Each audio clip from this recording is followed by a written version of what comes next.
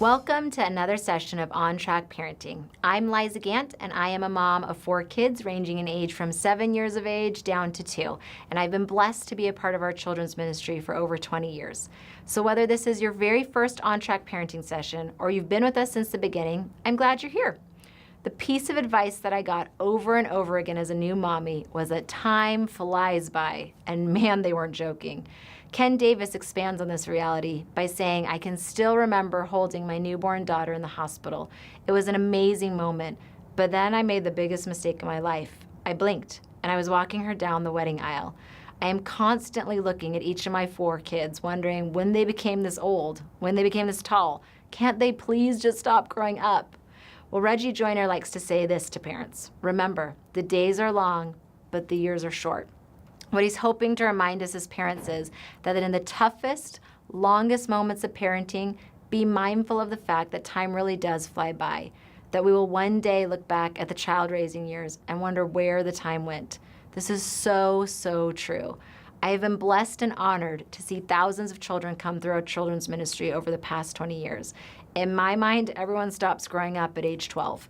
But these lifelong 12-year-olds are now married with their own kids entering into the children's ministry, where I first met them.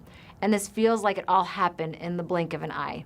The diaper changing, homework helping, curfew checking days are long, but the years are short. I know that I want to make the very most of the time I have between now and when my children become adults. And I want to invite you on this same journey with me, because even though the days raising kids often feel very long, the years truly do feel incredibly short, and we will not get these moments back. In case this happens to be the first on-track parenting session you're participating in, let me remind you of what we have defined as the ultimate purpose of parenting, your ultimate goal in raising your kids. The purpose of parenting is to raise children to be interdependent, lifelong followers of Jesus who desire to make a kingdom contribution. So how do you do that? How do you raise kids in such a way that gives them the best shot at becoming an interdependent, lifelong follower of Jesus with a desire to make a contribution to the kingdom? It's not easy.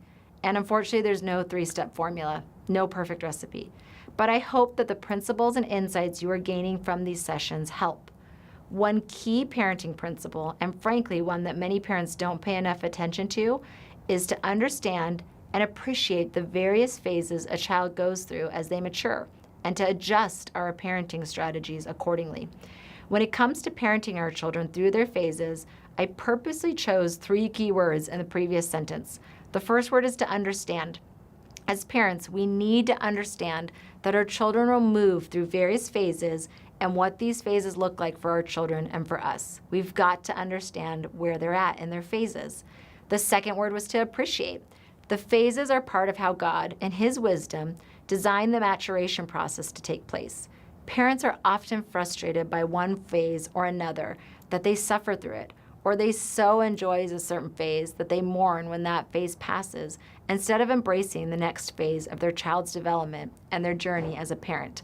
I still remember when we had a newborn baby and an elementary school student. It was so easy to feel like, why isn't the baby at the same place as our elementary? Or why isn't our toddler at the same place? But remember, we have to understand and appreciate where they're at in their unique journey. The third word is to adjust. This may be the single most important word to remember as you parent through the phases.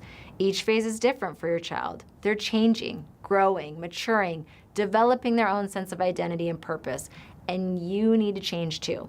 How you raise a 13-year-old is obviously different than how you raise a 3-year-old. How you respond to challenges from a 6-year-old is obviously not how you want to respond when that 6-year-old is 16. You will need to adjust your parenting strategies to fit the phase your children find themselves in. There's a verse that I think applies very well to this important principle of understanding, appreciating, and adjusting our parenting strategies based on the phases our children go through.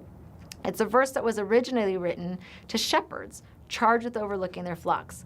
But Bible scholars agree that it is meant to apply to anybody who has been given charge of something, anyone who's been asked to steward something of value.